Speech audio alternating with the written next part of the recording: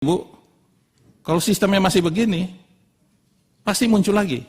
Anggota Komisi 11 DPR RI Melkias Markus Mekeng menyinggung soal mobil Alphard Menteri Keuangan Sri Mulyani yang masuk apron bandara saat rapat kerja pada Senin 27 Maret.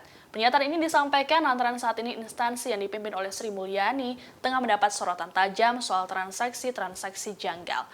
Mekeng pun mengatakan bahwa Sri Mulyani kala itu tengah apes. Pernyataan dari Mekeng ini seperti yang dikutip dari tayangan kanal YouTube DPR RI. Mulanya, Mekeng menyoroti potensi pelanggaran transaksi apabila seorang pejabat pajak bertemu dengan wajib pajak. Kondisi ini yang dinilai oleh politisi Golkar itu harus dilakukan perombakan. Lebih lanjut dikatakan oleh Mekeng, apabila sistem tersebut tak diubah, maka akan bermunculan sosok-sosok seperti Gayus Tambunan dan Rafael Alun Trisambodo yang kemudian mencoreng citra Kementerian Keuangan. Sorotan terhadap Rafael belakangan ini pun dinilai oleh Mekeng berimbas pada Sri Mulyani. Mekeng lantas menyinggung mobil Alphard Sri Mulyani yang masuk ke apron bandara. Dikatakan olehnya bahwa kini apapun yang dikerjakan oleh pihak Kemenku pasti akan mendapat sorotan.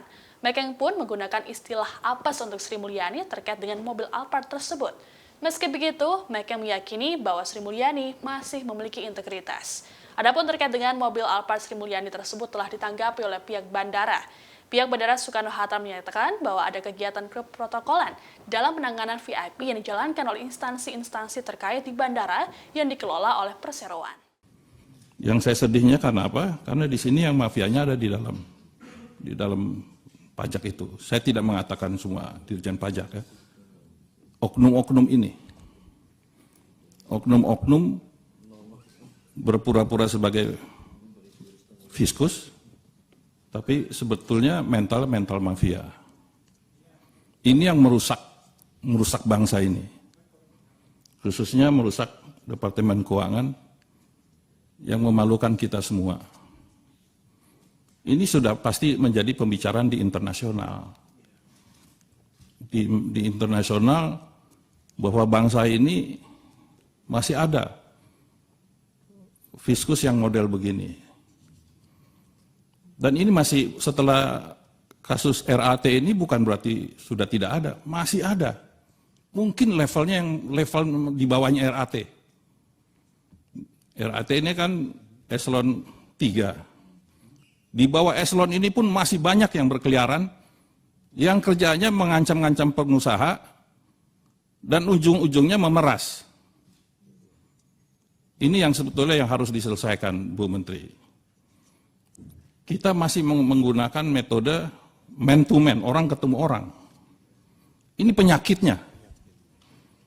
Kalau fiskus ketemu dengan wajib pajak, pasti akan terjadi negosiasi. Apalagi kalau wajib pajaknya memang dia tahu bahwa ini dia punya kesalahan. Ketemu fiskus yang mentalnya babak belur, ya terjadi transaksi. Itu tidak bisa dihindari. Dan bisa terjadi kapan saja. Besok kita selesai, besoknya minggu depan ada lagi. Karena Ibu membawahi 44.000 pegawai pajak itu. Hanya sistem yang bisa menghentikan ini semua. Sistemnya apa? Ya digitalisasi. Masa orang sehebat-hebat di Departemen Keuangan, di Dirjen Pajak nggak bisa membuat sistem yang kayak gini? Ini masalah mau atau tidak aja. Kalau kita nggak bisa buat sendiri, kita minta dari luar negeri suruh buatin sistemnya. Murah kok buat sistem-sistem begitu. Yang penting WP itu sudah tidak lagi ketemu dengan si fiskus.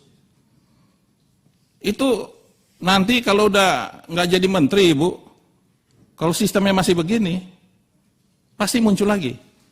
Gayus begitu meledak, sekarang RAT, dan masih banyak menurut hemat saya yang model-model RAT. Terima kasih sudah nonton. Jangan lupa like, subscribe, dan share ya.